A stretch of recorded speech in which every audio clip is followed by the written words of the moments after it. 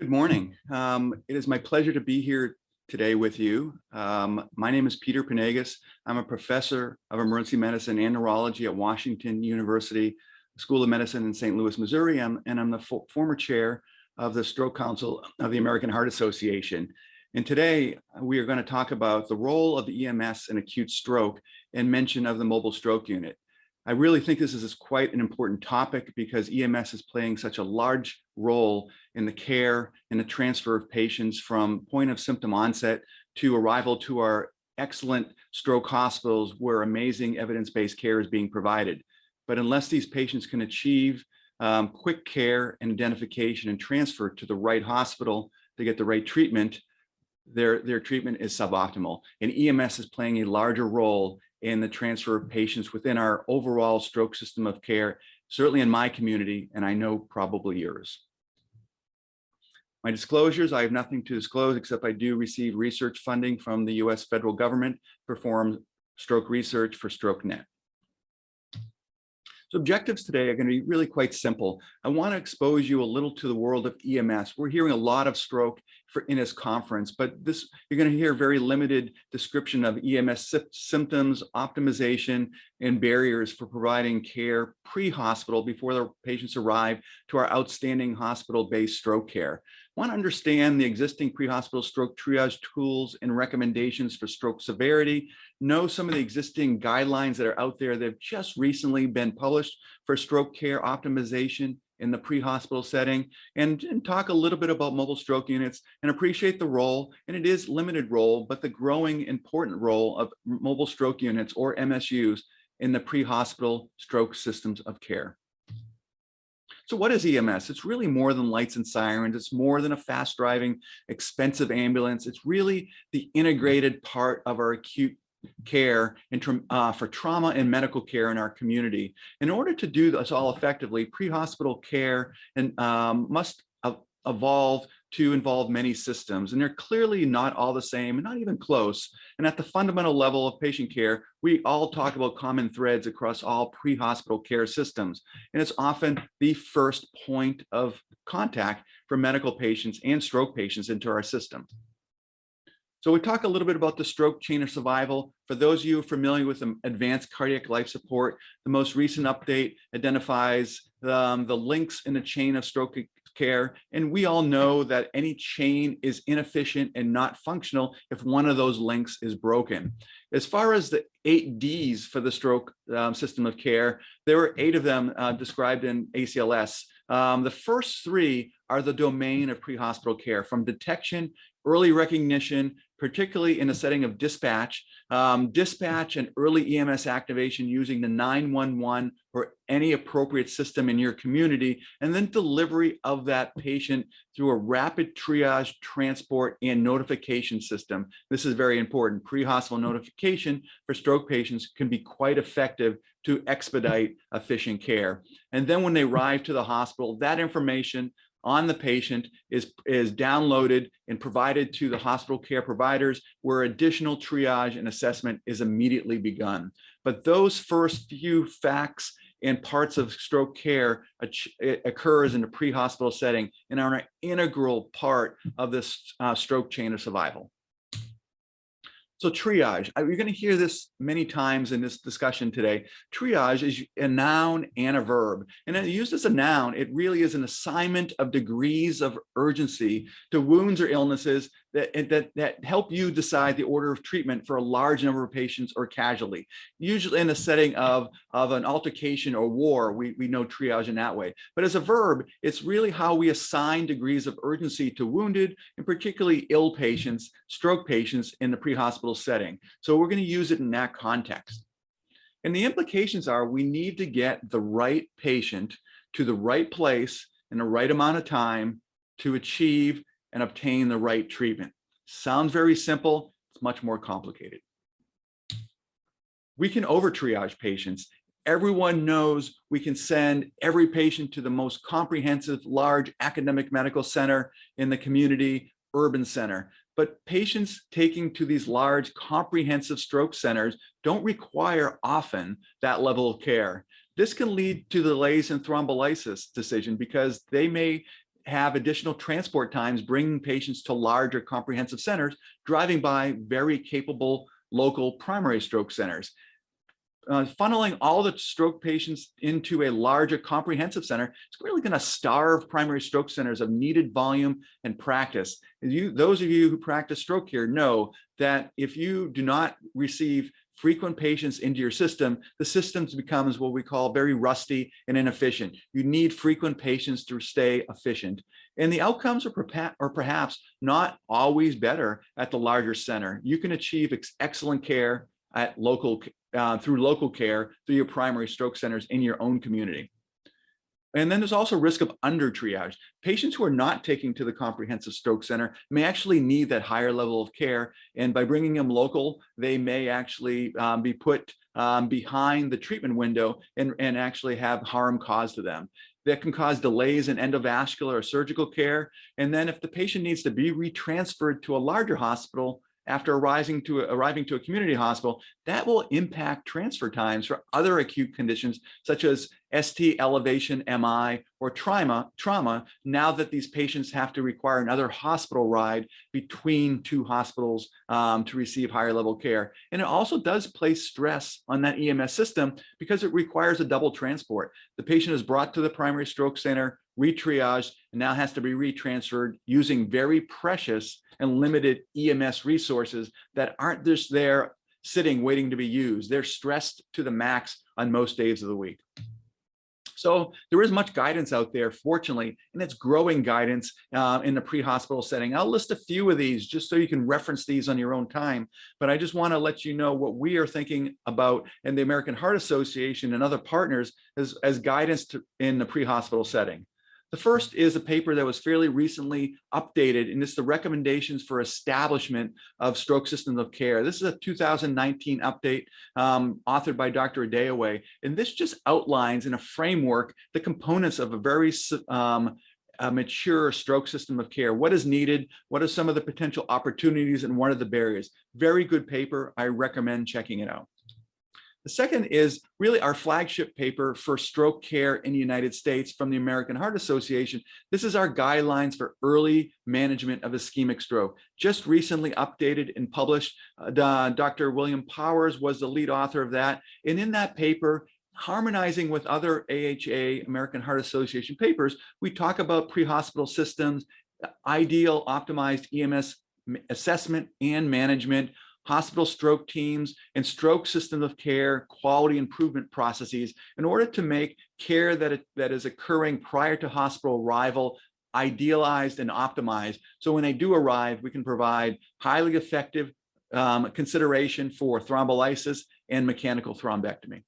It has to be an integrated system to work well.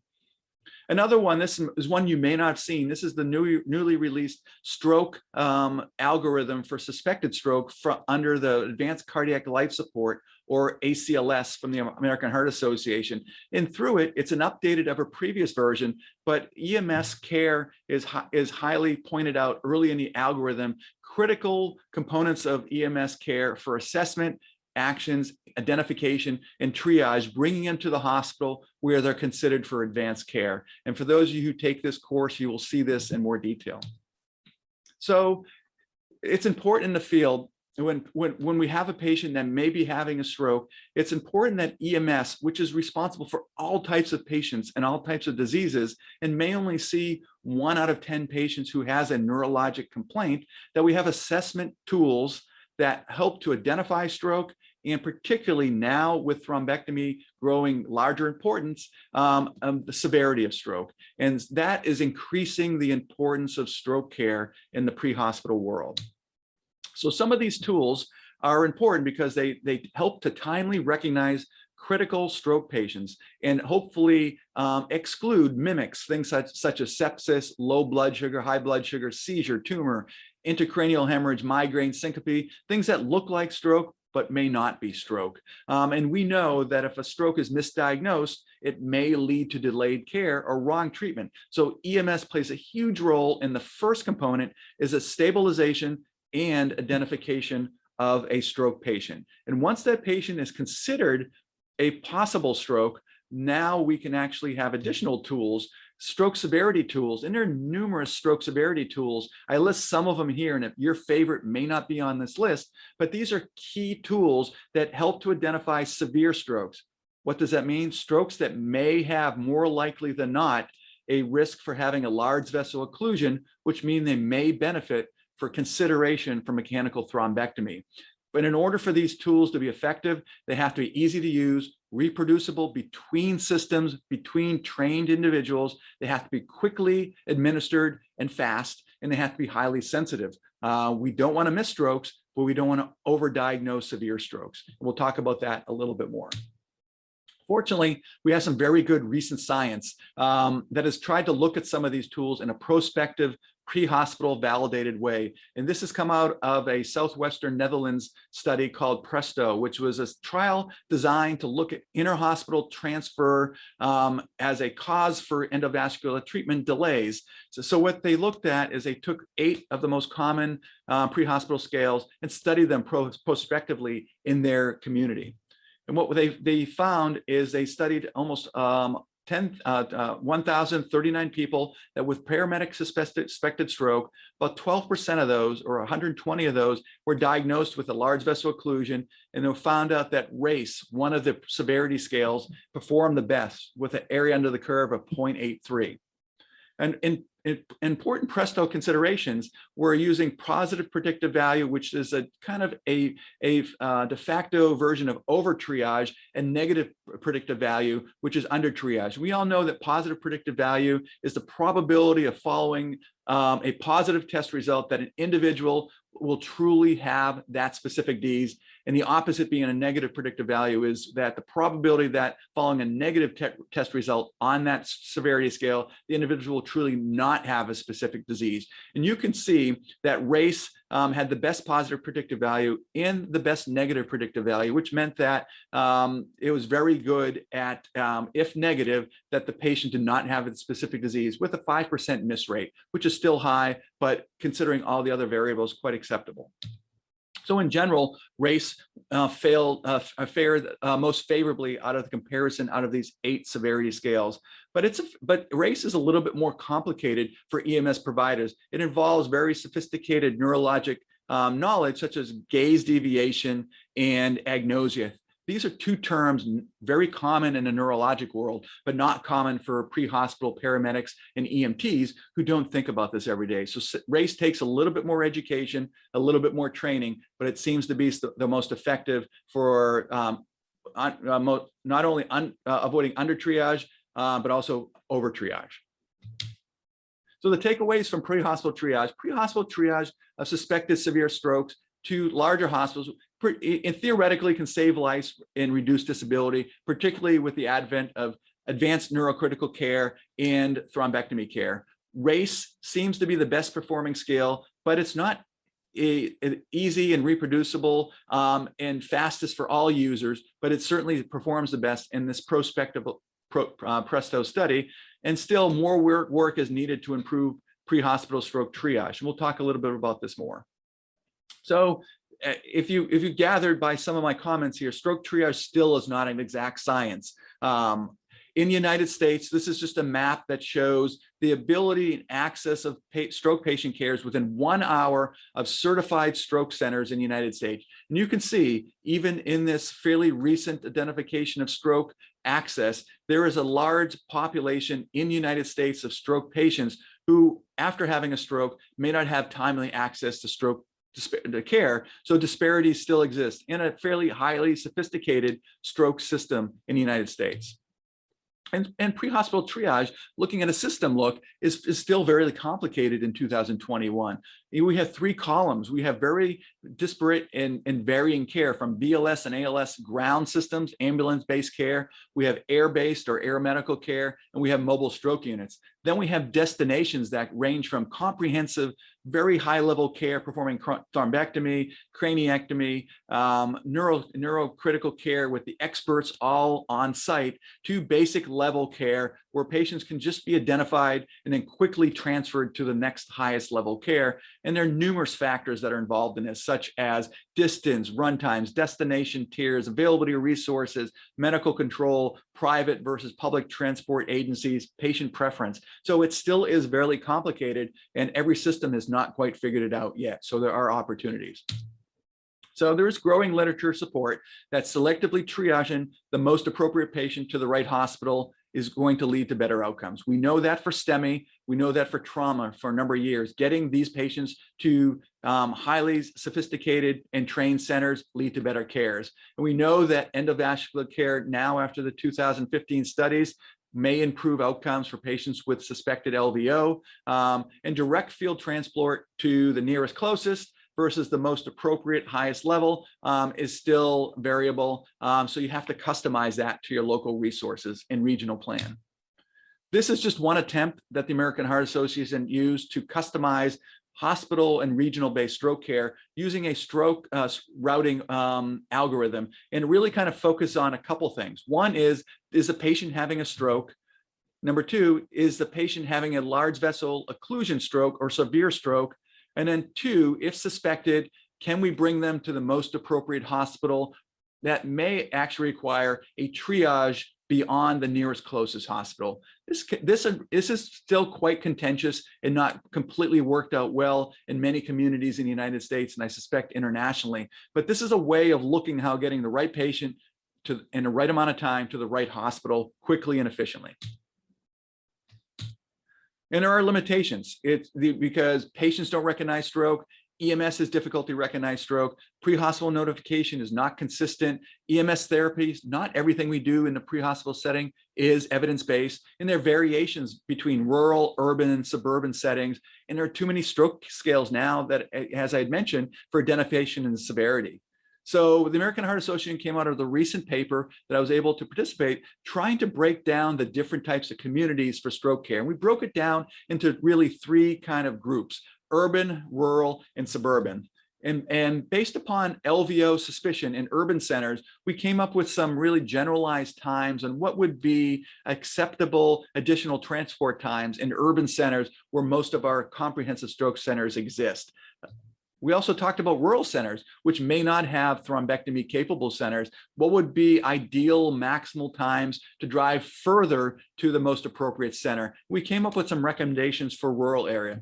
And then the suburban areas within our US urban cities, which have larger hospitals and smaller hospitals, what would be the idealized kind of triage plan for LVO suspected patients? We came up with some recommendations based upon maximal pre-hospital triage times to the next appropriate care. So in general, regionalization is key. Remember, patients' interests are first. We need to honestly define our centers and capabilities. Just because you can do it, and doesn't mean you do it well and you do it 24 hours a day. We clearly should define which patients need to get bypassed and accept that one size does not fit all. So let's talk a little bit about mobile stroke units. It's our opportunity to move the needle for stroke care in our communities. Mobile stroke units really are really based upon this paradigm, which was published in a paper by Outerbert in 2013. Standard care is bringing the patient to the hospital, providing care, leads lots of delays. The pre-hospital neuroprotection, such as the FAST-MAG trial, brought neuroprotection to the patient, provided that, and then brought them to the hospital for thrombolysis or recanalization. Mobile stroke care brings the resources to the patient and provides point of care service, assessment, and care in the community. And mobile stroke units are equipped with CTs to rapidly evaluate and treat patients. They're currently limited by reimbursement and insurers. And in the United States, there are currently about 20 centers that have these mobile stroke units. They're really supported by private gifts, grants, or institutions. The first one that came out was out of Berlin, Germany, which was the Steamo, which was a project to test EMS-based CT scan and point of care testing. It was a pilot study that randomized patients to on treatment weeks and off treatment weeks, and they were able to determine that patients who were used within a mobile stroke unit week had quicker alarm to treatment times versus patients who went to the hospital to receive care and also had faster thrombolysis rate. So this study was published in 2014 and led to a kind of explosion, burgeoning expansion of mobile stroke care in our community. The most recent trial, and the last one I'll mention, is the BEST MSU. It was the first US-based mobile stroke unit trial published out of a group out of Houston, Texas, led by Dr. Grotta. Observational study, alternated week, like Steamo, of regular EMS care and then MSU care. 7 US MSUs participated. Almost 1,100 patients were TPA eligible, and 617 received mobile stroke unit care versus 430 by standard EMS care. And the primary outcome was standard modified weighted stroke scale at 90 days. And what they found, that patients were able to have assessment and treatment quicker in the mobile stroke unit, and the immediate time from 911 to TPA treatment was quicker, and outcomes appeared to be better in the mobile stroke unit. Though there are some caveats, most of these were enrolled in one US urban center. There was no CTA on these particular mobile stroke units. There was no apparent benefit in the vascular thrombectomy group, and this was a physician-based versus a nurse study, so they're maybe not generalizable to all centers. So in general, takeaways: mobile stroke units can lead to faster thrombolysis, improved outcomes in some treated patients. It's not for all patients. Only about 10% of patients are eligible for thrombolysis, and CTA was not routinely performed on all of our mobile stroke units. Reimbursement remains a challenge, and perhaps this is not generalizable for all settings. As we heard, rural settings with low stroke volumes may not benefit from a mobile stroke unit, and urban settings with short travel distance in numerous comprehensive centers may not require a mobile stroke unit. It really has to be customized to your local environment. So in general, EMS is a key link in the stroke candidate survival. I hope you come away from this talk recognizing triage is really important. It's about getting the right patient to the right center to get the right treatment in the right amount of time. Current scale identification is not perfect, but it's getting better. And you should base your local care, particularly EMS care, based upon local resources, always keeping the patient's best interest in mind. And mobile stroke units are really encouraging. They may impact care for some patients, but not all. And they may be limited by geography and financial barriers in some centers. So in that, I thank you for your time, and I look forward to our discussion.